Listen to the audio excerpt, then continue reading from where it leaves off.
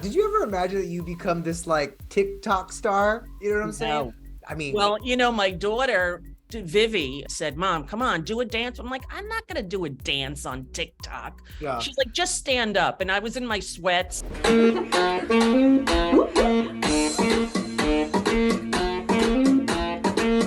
yeah. And so I did a little TikTok with her and then so it began. And then I had to learn and I really do enjoy it. And I hope that the government does not take it down. I'm just saying, I enjoy my TikTok. We Please enjoy your be TikTok. nice.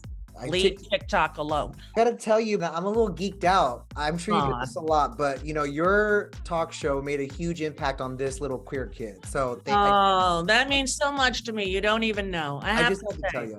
every time it happens, it warms my heart. Talk to me about this podcast, Onwards with Rosie O'Donnell. What can we expect? Because I think some people will see your name attached to a podcast and think, oh, that makes sense. She had that talk show for years, but it's different, right? Yeah, it's completely different. A Yeah. lot of people had asked me to do podcasts before, and I don't really listen to podcasts too much. Really? But when I started doing this, I started listening. So it was like I'm going to have a steep learning curve because unlike Broadway shows or TV talk shows, I watched that a lot before I got to do it. When you do a talk show or stand-up comedy, it's a presentational art form. You present something that you've worked on and you've practiced it and honed it.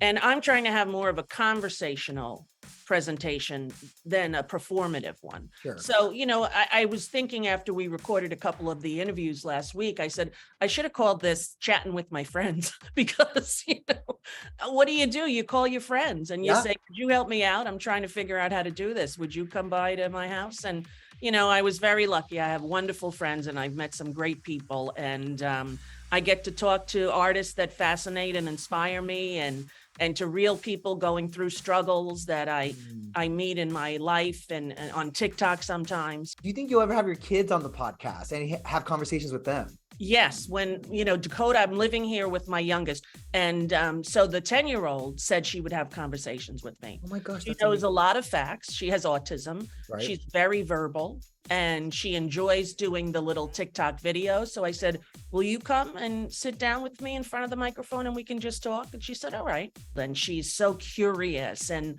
so unique and quirky. And I am just so thrilled to be on this journey with her. Yeah. How about the rest of your kids? Blakey and Teresa got engaged. Right. I mean, 23. And in between them, we have Chelsea, who has 3 babies, and she lives in Wisconsin. What's it like to be a grandmother to all these babies? It's hard to believe, and it's hard to not, steal them and just take them home with me and go, they're mine now, Yeah. What if at a key moment in the game, my uniform bursts open and oops, my bosoms come flying out. That might draw a crowd, right? You think there are men in this country who ain't seen your bosoms? A League of Their Own, your first movie, I mean, it's celebrating its 30th anniversary. I can't believe it. I can't believe it either. And I love it because, obviously in the film, sexuality wasn't a theme at all. But then in this reboot series, it was something that really was like the focus. What was it like for you to take part in I don't know, bringing this franchise back out, but also addressing those kind of storylines? There was a lot that wasn't talked about in the time we did that movie. Right. Gay people weren't starring in Will and Grace, people weren't out of the closet yet. It was a different world in the early 90s. Yeah. And, Penny's decision to not tackle that as well was her own to make, and she did. And I think that, she made a historically gorgeous film. And I was so happy to participate in the new incarnation, which I hear they just got picked up for 4 episodes, but they should have been picked up for a whole other season. That was epic television. The League of Their Own series was epic and so beautifully written and beautifully shot. Yeah. I absolutely love it. And that representation, I think, was so important too, because those queer storylines weren't just made for film and TV; it was the real life as well. And it is, and it remains real life. And we all have to stand together, all sensible, kind-hearted people, and stand up to this anti-trans mania, this anti-drag queen, anti-drag queen breakfast. It's an insane insane reaction.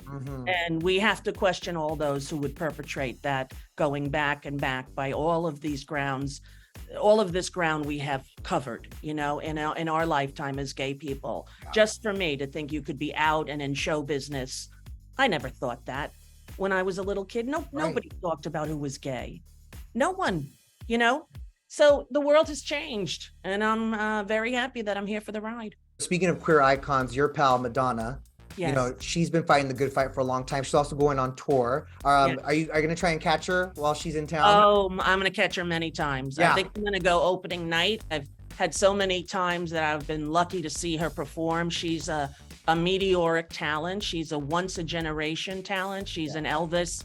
She's a Michael Jackson. She's, you know, Madonna. And I think she's carried herself gracefully through all of the different factions and all the different presentations that she so artistically has put together for the last 50 years, you know? So people should never underestimate her. Okay, so League of Their Own was remade, right? Yes. Now, out of Sleepless in Seattle, Now and Then, The Flintstones, and Harriet the Spy, which of those projects of yours would you like to see be remade?